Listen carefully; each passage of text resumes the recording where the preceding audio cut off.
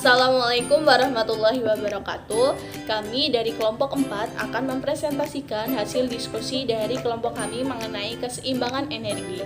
Nah, sebelumnya izin memperkenalkan diri. Nama saya Dewi Sinta Rahayu, NPM 1913024007, dan teman saya Dea Olivia Amanda, NPM 1913024005, dan Mary Widya Kusumawardani, NPM 1913024001. Nah, di sini kami akan membahas materi tentang keseimbangan energi.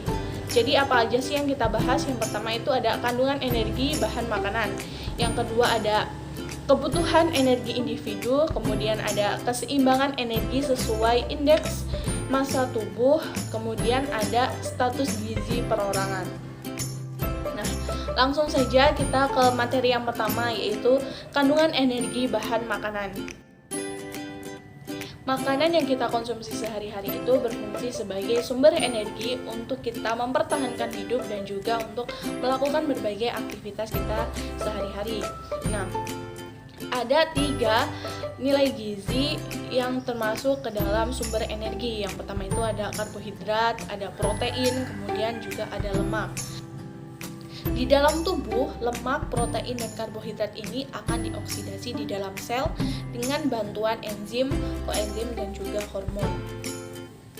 Nah, dalam proses tersebut akan dihasilkan karbon dioksida, air, kemudian ATP atau energi, serta panas. Energi yang terkandung dalam makanan itu tergantung dari jumlah karbohidrat, protein, dan juga lemak yang ada dalam makanan tersebut.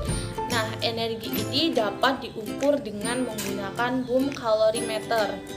Dengan menggunakan alat tersebut, karbohidrat menghasilkan energi sebanyak 4,1 kilokalori per gram. Kemudian lemak yaitu 9,45 kilokalori per gram, dan juga protein 5,65 kilokalori per gram. Nah, jadi kandungan energi yang terkandung dalam bahan makanan yaitu karbohidrat, protein, dan juga lemak. Baiklah, saya akan melanjutkan poin yang kedua, yaitu tentang kebutuhan energi individu. Apakah yang dimaksud dengan kebutuhan energi individu? Kebutuhan energi atau kebutuhan gizi merupakan jumlah zat gizi minimal yang diperlukan seseorang untuk dapat hidup sehat. Menurut WHO, kebutuhan energi seseorang adalah konsumsi energi yang berasal dari makanan yang diperlukan untuk menutupi pengeluaran energi seseorang bila ia memiliki ukuran dan komposisi tubuh dengan tingkat aktivitas yang sesuai dengan kesehatan jangka panjang. Kebutuhan energi total orang dewasa diperlukan untuk metabolisme basal, aktivitas fisik, dan efek makanan atau pengaruh dinamik khusus. Kebutuhan energi seseorang dalam sehari ditaksir dari kebutuhan energi untuk komponen-komponen sebagai berikut. A. Angka metabolisme basal atau AMB. B. Aktivitas fisik. Dan C. Pengaruh dinamik khusus. Kemudian, faktor-faktor yang berhubungan dengan kebutuhan energi seseorang terdiri atas 6 faktor. Faktor yang pertama adalah gambaran klinis seseorang. Gambaran yang dimaksud adalah keadaan klinis yang berhubungan dengan status kesehatan seseorang. Yang kedua ada umur. Umur juga mempengaruhi besarnya kebutuhan energi seseorang. Semakin bertambahnya umur, maka kebutuhan energi seseorang akan semakin berkurang. Kemudian yang ketiga ada faktor jenis kelamin. Laki-laki dan perempuan memiliki kebutuhan energi yang berbeda. Laki-laki memiliki kebutuhan energi yang jauh lebih besar dibandingkan perempuan. Faktor yang keempat adalah aktivitas rutin. Semakin tinggi aktivitas seseorang, maka akan semakin tinggi pula kebutuhan energinya. Kelima ada hasil laboratorium. Seperti pada orang yang kadar trigliseridanya tinggi yang biasanya dialami oleh orang yang berat badannya berlebih atau obesitas, sehingga kebutuhan energinya pun perlu dikurangi. Faktor yang keenam ada data antropometri yang merupakan berat badan, tinggi badan, serta umur. Semakin besar angka berat badan dan tinggi badan, maka akan semakin banyak pula kebutuhan energinya. Selanjutnya, poin yang ketiga adalah keseimbangan gizi menurut IMT atau Indeks Massa Tubuh. Apakah yang dimaksud dengan IMT? IMT atau Indeks Massa Tubuh merupakan batasan yang digunakan untuk menentukan berat badan normal orang dewasa. IMT merupakan perhitungan sederhana untuk memantau status gizi orang dewasa, khususnya yang berhubungan dengan kelebihan atau kekurangan berat badan. Adapun rumus IMT adalah sebagai berikut. IMT didapatkan dari hasil berat badan dalam satuan kg dibagi dengan tinggi badan dalam satuan meter kemudian dikuadratkan. Dari penggunaan rumus IMT tersebut didapatkan nanti angka yang akan digunakan untuk membantu menentukan kondisi badan dari pengguna dengan menggunakan tabel seperti yang dapat kalian lihat, yaitu tabel kategori Indeks Massa Tubuh atau IMT. Dengan jenis tubuh ada kurus, normal maupun gemuk, serta kategori kekurangan atau kelebihan berat badan. Di tabel tersebut juga tertera batas ambang yang harus diikuti oleh semua orang agar sesuai dengan keseimbangan gizi Indeks Massa Tubuh. Penentuan status gizi tidak dibedakan berdasarkan umur maupun jenis kelamin, karena IMT tidak tergantung pada umur maupun jenis kelamin. Suyono mengungkapkan bahwa tingkat resiko berbagai kategori penyakit dari IMT dapat dilihat pada tabel yang dapat kalian lihat pada PowerPoint yang sedang kami sajikan, yaitu tabel kerugian berat badan yang kurang ataupun berat badan yang terlalu berlebih. Berat badan yang kurang atau kurus dapat menyebabkan kerugian seperti penampilan cenderung kurang menarik, mudah letih, resiko sakit tinggi antara lain penyakit infeksi, depresi, anemia maupun diare. Kemudian wanita kurus yang hamil beresiko melahirkan BBLR. Kemudian kekurangan selanjutnya adalah kurang mampu bekerja keras.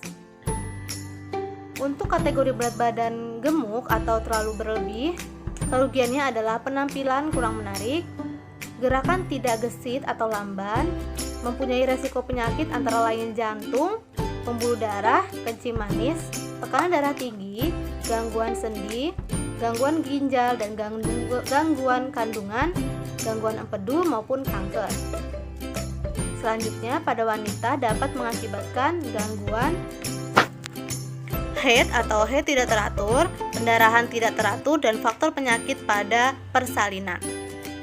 Baiklah, perkenalkan nama saya Mary Widya Kusumawardani, NPM 1913024001. Di sini saya akan meneruskan materi dari teman saya sebelumnya, yaitu materi keempat adalah status gizi perorangan. Sebelum kita masuk status gizi perorangan, kita harus mengerti dulu pengertian dari status gizi. Apa sih pengertian dari status gizi?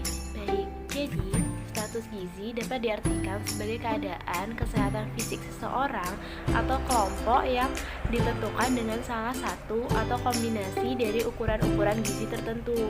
Ini menurut Sukirman tahun 2000. Status gizi baik ataupun optimal terjadi bila tubuh memperoleh cukup zat-zat gizi yang digunakan secara efisien sehingga memungkinkan pertumbuhan fisik, perkembangan otak, kemampuan kerja, dan kesehatan secara umum.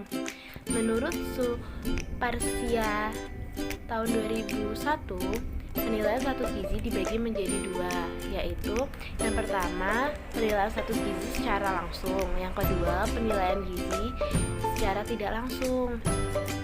Nah, kita masuk ke penilaian status gizi dan faktor yang mempengaruhinya. Kan tadi penilaian status gizi ada dua. Nah, yang pertama ini ada penilaian status gizi secara langsung. Maksudnya, penilaian status gizi secara langsung dapat dibagi menjadi 4 penilaian, yaitu ada antropometri, klinis, biokimia, dan biofisik. Yang kedua, penilaian status gizi secara tidak langsung. Penilaian status gizi secara langsung dapat dibagi menjadi 4 penilaian, yaitu survei konsumsi makanan, statistik vital, penilaian variabel, ekologi. Nah, sedangkan faktor yang mempengaruhi status gizi ini, faktor yang secara langsung mempengaruhi status gizi adalah asupan makanan dan penyakit infeksi. Faktor langsungnya itu ada konsumsi pangan, dan yang kedua ada infeksi. Faktor tidak langsungnya tingkat pendapatan, pengetahuan gizi banyak anggota keluarga. Karena semakin pendapatannya dikit, maka uang yang kita butuhkan untuk membeli alat dan bahan untuk memenuhi gizi kita akan berkurang, sehingga sangat berpengaruh pada pengaruh status gizi seseorang.